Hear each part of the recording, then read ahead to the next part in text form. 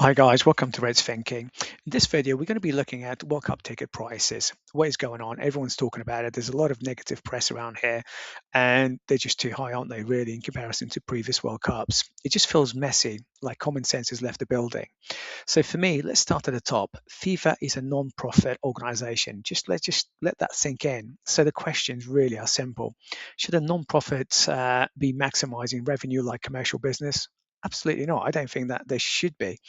Should they be using dynamic pricing? Again, it's a no. Should they be allowing resale platforms to profit? Third party platforms shouldn't be profiting here. This is the biggest tournament in the world for the people, to bring communities together, not to profit from. Or should they prioritize accessibility for global fans? I've kind of said it before, rest my case. They should be concentrating on making it affordable for everyone. So if we just compare to the prices to the Qatar World Cup in 2022, let's just look at category 1 to category 3 group games. So these range from $69 to $220. Now, fast forward to 2026, the same category group games, they range from $120 to $620. So at the top end, that's $400 per game more. That's just not acceptable. FIFA did actually introduce a $60 entry tier, but availability at this price point is limited. Now looking at the final, it gets worse. In Qatar, same category seeds, Cat 1 to Cat 3, they were priced from 604 to 1,607. Fast forward to 2026, they are priced at 2,790 to 6,730.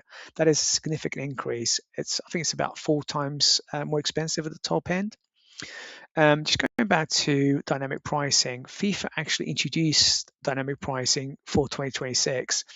Their argument is that demand outstrips supply, but that's always been the case. So, what's really changed in their eyes?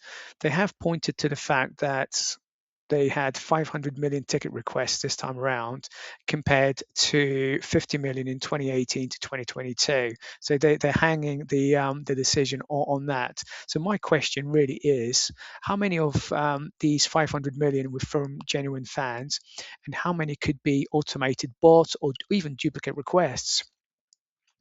And another point that I can't quite reconcile is, if demand is so high, why is their ticket still available on resale platforms so close to the tournament? It's the 9th today. The tournament kicks off in 2 days. So surely all of the tickets should have been sold to genuine fans, or to fans that really wanted to attend the game. Maybe, I don't know. Maybe I'm missing something here. In terms of cost, FIFA has said that hosting in the US and North America is more expensive.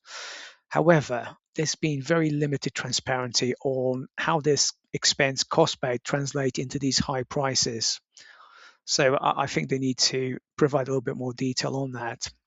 Infantino has always repeatedly said all money goes back into the game. However, let's just have a quick look at his salary. Back in 2016, where his salary was 1.5 million US. In 2025, his salary was 6 million. So is that maybe a little bit more, 4 times increase? And that 6 million is made up of his basic plus a variant to his basic, which sounds a little bit like a bonus. It is a significant increase. I don't understand why. Hopefully, they've got some type of governance in there, like a remuneration committee that oversees that. I don't know. I haven't looked into it. Maybe I should. But let's just compare that with the salary of UEFA's president, Seferin. So in 2016, his salary was 1.6 million, which raised to 3.7 million in 2025. It has raised, but it's a lot less of an increase compared to Infantino. And let's not forget that Seferin oversees 3 major competitions, European competitions, every year. So he's got a lot of responsibility. In my view, something needs to change in FIFA. There needs to be clear reform. I'm just going to suggest some basics they should start off with. They should set limits on pricing margins. So you're not overpricing and ripping people off effectively. They should restrict resale above face value. Maybe add like a small administration fee just to handle the whatever needs to be done. Definitely no dynamic pricing. Verify human ticket applications. I think that's a big one, particularly the claim of 500 million requests. How many of those are from humans, as an example? And provide full transparency on pricing. You can't just say it costs us more, therefore we're going to have to charge more. Just give us a little bit more than that. So, in my view, the World Cup should not be treated like a profit maximizing business. It's a global celebration. It should remain accessible to all the fans who make football what it is. If you enjoyed watching this, please like, subscribe, and share, and I'll see you next time. Ciao.